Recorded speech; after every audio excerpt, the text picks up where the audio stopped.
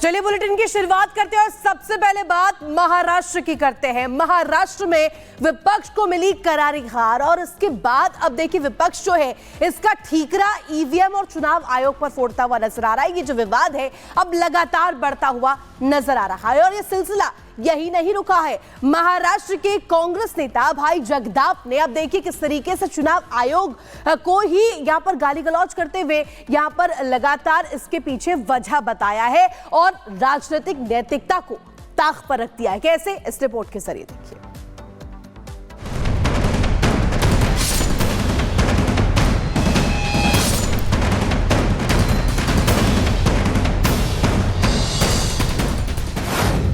जीतने पर ईवीएम भगवान, हारने पर शैतान। जी हां, ये वही विपक्ष है जो चुनाव जीतने पर चुप्पी साध लेता है। चुनाव जीतने पर उसे चुनाव आयोग भगवान नजर आने लगता है। ईवीएम में उसे कोई खराबी नजर नहीं आती, लेकिन जैसे ही चुनाव हारता है उसे चुनाव आयोग शैतान नजर आने लगता है। उसे देश का लोकतंत्र खतरे में नजर आने लगता है। ईवीएम में तमाम खराबी नजर आने लगती है। महाराष्ट्र विधानसभा चुनाव परिणाम के बाद भी कुछ ऐसा ही देखने को मिल रहा है। विपक्षी दलों के नेता तो चुनाव आयोग पर ही सवाल उठा रहे हैं। इस बीच कांग्रेस नेता भाई जगताप ने राजनीतिक नैतिकता को तार तार कर चुनाव आयोग की तुलना कुत्ते से कर डाली। भाई जगताप ने जोर देकर कहा कि देश में चुनाव ईवीएम से नहीं बैलेट पेपर से हो। इलेक्शन कमीशन तो कुत्ता है। कुत्ता बनके नरेंद्र मोदी जी के बंगले के बाहर बैठते ये सारे जितनी भी एजेंसीज है, जैसा अभी कांग्रेस ने एक ये लिया है कि बैलेट पेपर पे आ जाओ। जगताप के इस बयान के बाद महाराष्ट्र से लेकर दिल्ली तक सियासी पारा हाई है। बीजेपी ने जगताप के बयान को लेकर कांग्रेस को घेरा, कहा ये नफरत के भाईजान हैं। वायनाड में ठीक है, झारखंड में ठीक है, जम्मू कश्मीर में ठीक है, हरियाणा महाराष्ट्र में वो कुत्ता बन जाता है, गालियां देते हैं। ये उनकी मानसिकता है। इनके लिए परिवार तंत्र लोकतंत्र से ज्यादा जरूरी है। इसीलिए ये संविधान के तंत्र को, लोकतंत्र के संस्थाओं को गालियां देते हैं, क्योंकि परिवार को बचाना है।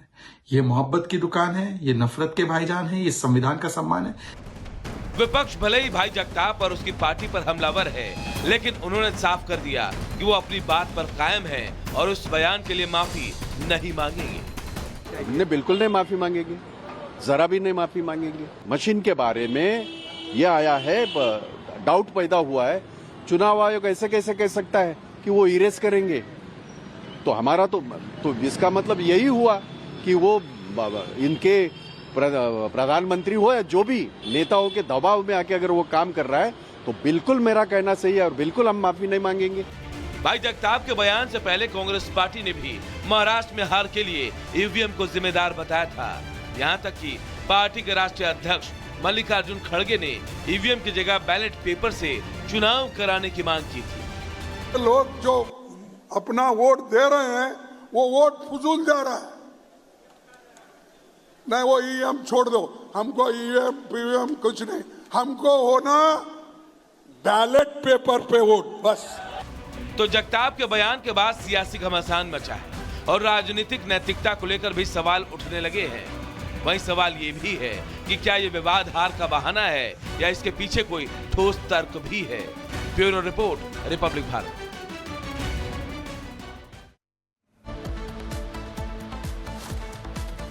इन तमाम विवादों को देखकर ऐसा लग रहा है कि ईवीएम अब पंचिंग बैग बन गया है। जी हां, देखिए विपक्ष उठा रहा है मांग ईवीएम के बजाय बैलेट पेपर से चुनाव हो, ये ईवीएम मांग कर रहा है। देखिए, और लगातार इसे लेकर सवाल खड़े किए जा रहे थे। इसके अलावा देखिए चुनाव आयोग से लेकर सुप्रीम कोर्ट तक विपक्ष की दलील पहुंच चुकी है। विपक्ष अपनी मांगों को लेकर सुप्रीम कोर्ट तक पहुंच गया है। अपनी दलील दी जा रही है कि बैलेट पेपर से चुनाव होना चाहिए। इसे देखिए, इसके अलावा ईवीएम को लेकर अदालतों ने 40 बार याचिकाओं को खारिज भी किया। अगर हम पूरी संख्या काउंट करें तो आप समझिए 1 2 नहीं 40 बार याचिका जो है वो अदालतों तक पहुंची है, लेकिन उसे अदालत ने खारिज भी किया। लेकिन इसके बाद भी विपक्ष को ऐसा लगता है कि ईवीएम जो है कहीं ना कहीं सरकार इसे डैमेज कर रही है और इसके जरिए चुनाव जीतने की कोशिश भी की जा रही है। और इसीलिए हम कह रहे हैं महाराष्ट्र में चुनाव हार गई कांग्रेस, लेकिन अब ईवीएम पर सवाल खड़े किए जा रहे हैं। और इसके अलावा देखिए हम आपको बता रहे हैं 2018 में सुप्रीम कोर्ट में पहली पीआईएल दाखिल हुई थी, कोर्ट ने इसे खारिज कर दिया था। देखिए पीआईएल हम आपको बता रहे हैं, पूर्व मुख्य न्यायाधीश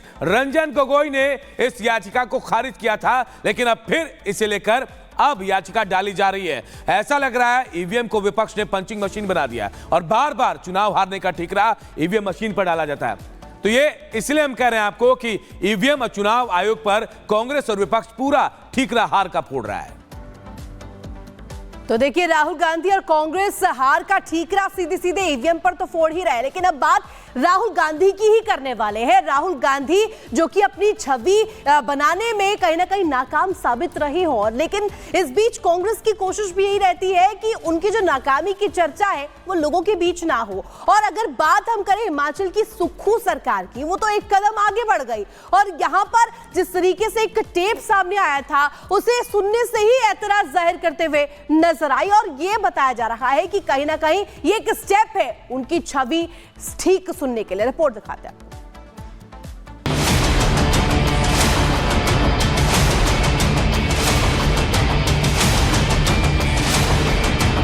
निंदा करने वालों को अपने पास ही रखना चाहिए, क्योंकि वो हमारी छवि को सुधारते हैं।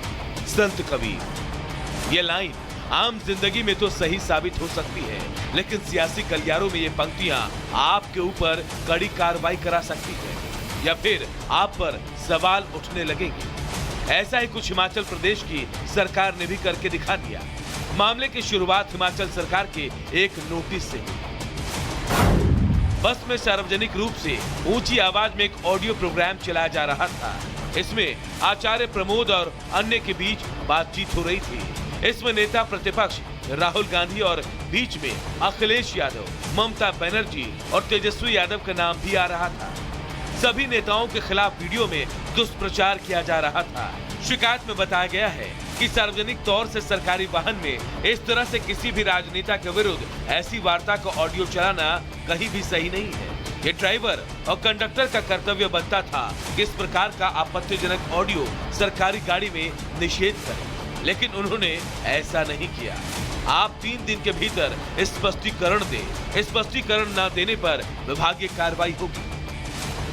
दरअसल ये घटना इसी महीने की 5 तारीख की है। शिमला से संजौली रूट पर जा रही एक बस के यात्री ने शिकायत की कि बस में ऊंची आवाज में वीडियो चलाया जा रहा है।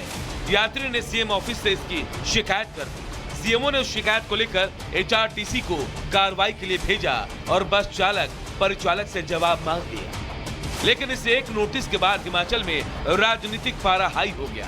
बीजेपी ने इस नोटिस को लेकर सुक्खू सरकार को घेरने में देर नहीं की। एक तो है जिसकी ड्यूटी है बस चलाना, वो बस चलाएगा या फोन बंद करवाएगा। दूसरे को टिकट भी काटनी है। अगर ऐसी परिस्थितियां हैं तो सरकार को चाहिए हर बस के अंदर एक मार्शल नियुक्त कर दे। इस तरह के फैसले जो है न केवल सरकार को बल्कि प्रदेश को भी शर्मसार कर रहे हैं पूरे राष्ट्र में। मामले में सुक्खू सरकार की फजीयत होते देर नहीं लगी और जल्द ही सरकार को अपनी इस बेतुकी कार्रवाई से पीछे हटना पड़ा। सरकार ने तुरंत एक नोट जारी किया। हैरानी की बात यह है कि इस नोट में सरकार ने लिखा है कि जो शिकायत मिली है वो पूरी तरह से निराधार है। इस स्पष्टीकरण में ड्राइवर और कंडक्टर ने बताया कि ये घटना उनकी बस में हुई ही नहीं और शिकायत का कोई भी साक्ष्य नहीं है। इस तरह की शिकायत का कोई औचित्य नहीं बनता। ऐसे में ड्राइवर और कंडक्टर पर किसी तरह की कोई कार्रवाई नहीं होगी। कांग्रेस के सीनियर नेता जिनमें राहुल और प्रियंका जैसे नाम शामिल है, अक्सर ये शिकायत करते हैं कि अघोषित आपातकाल चल रहा है जिसमें आप आलोचना नहीं कर सकते। लेकिन हिमाचल में जो हुआ उस पर क्या कोई बयान आएगा? क्या कांग्रेस आलाकमान सीएम सुक्खू से इस घटना पर जवाब मांगेगी? फिलहाल हिमाचल सरकार ने एक नोटिस जारी कर बता दिया कि इस राज्य में लोगों को आलोचना करने से पहले सोच समझकर बोलना होगा। Bureau report, republic Bharat. और बात सनातन यात्रा की, तो बाबा बागेश्वर की सनातन यात्रा ओरछा में समाप्त हो गई, उसका समापन हो गया। लेकिन इस दौरान बाबा ने एक नया नारा दिया कि पंथ अनेक हो लेकिन हिंदू एक हो। इस यात्रा में क्या नेता, क्या अभिनेता, संत तक तमाम लोग जुड़ते गए और इसी दौरान बाबा ने एक नई यात्रा का ऐलान भी कर दिया है। पूरी खबर इस रिपोर्ट के जरिए बताते हैं।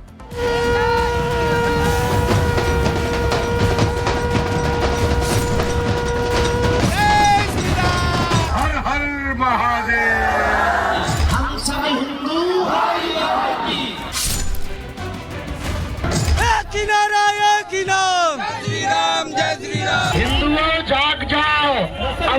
नहीं तो हमें मंदिरों में भीड़, सड़कों पर तूफान चाहिए, हिंदुओं की कट्टरता से भरा हुआ हिंदुस्तान चाहिए। हिंदू राष्ट्र, हिंदू राष्ट्र, हिंदू राष्ट्र, चाहे पंथ अनेक हो, हम सब हिंदू।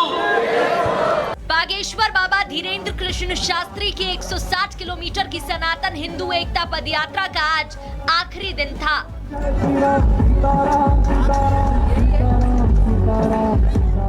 21 नवंबर से शुरू हुई यात्रा 29 नवंबर तक बागेश्वर धाम से राजा राम की नगरी ओरछा पहुंची।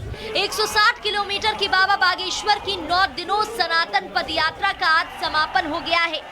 जात पात की करो विदाई, हम सब हिंदू भाई भाई। ये यात्रा सामाजिक समरसता की यात्रा है, एकता के लिए यात्रा है। लाखों हिंदुओं को बुलाकर बाबा बागेश्वर ने यात्रा पूरी की। जब तक इस देश में भेदभाव और छुआछूत मुक्त नहीं हो जाएगा और हिंदू जग नहीं जाएगा, सड़कों पर आ नहीं जाएगा और धर्म विरोधियों की ठटरी जब तक बार नहीं दी जाएगी, तब तक गांव गांव में हम सब भारत के जाएंगे। सनातनी सुरक्षा के मकसद से सड़कों पर उतरे भगवाधारी संत का प्रणव अपनी पूर्णता की ओर है। हिंदू राष्ट्र की दुंदुभी की गूंज के बीच उन्मुख आकाश में फहराते भगवा के तले सनातनियों को एक करने निकले बाबा बागेश्वर अब अपनी यात्रा के अंतिम पड़ाव पूरा कर चुके हैं। यहाँ पहुंचकर राम राजा सरकार के दर्शन के साथ यात्रा का समापन किया। यात्रा बजरंगबली के दर से शुरू होकर श्री राम के चरणों में होते समापन तक संतों के सनातनी प्रण ने मानो हिंदुओं में प्राण फूंक दिए। तभी तो एक भगवाधारी के साथ हजारों हाथ जुड़ते चले गए, जिसका हुजूम देखते ही बनता है, जिसमें नेता से लेकर अभिनेता, संत से लेकर सन्यासी और कलाकार तक हर कोई हिंदू एकता की बात करता नजर आया। इन सनातनियों के उमड़ते सैलाब में जगत गुरु रामभद्राचार्य, चिदानंद महाराज, आचार्य रामचंद्र दास, प्रसिद्ध कथावाचक अनिरुद्र आचार्य महाराज, अयोध्या के संत महंत राजू दास, बीजेपी सांसद मनोज तिवारी, कुंडा से विधायक राजा भैया, बॉलीवुड अभिनेता Sanjay Dutt, wrestler the great Khali, Bhojpuri superstar Kesari Lal Yadav, Bhojpuri actress Akshara Singh, BJP विधायक टी राजा सिंह, दिग्विजय सिंह के बेटे जयवर्धन सिंह, भजन गायक कन्हैया मित्तल जैसी अनेक हस्तियां शामिल हुई, जिन्होंने बाबा बागेश्वर की इस यात्रा में शिरकत कर उनके वचनों को भी दोहराया। ये सनातनियों को जोड़ने की यात्रा है, पूरे देश को जोड़ने की यात्रा है। विशेष तौर से ये यात्रा ने पूरा ऊर्जा भर दिया है देश में, ये जारी रहे।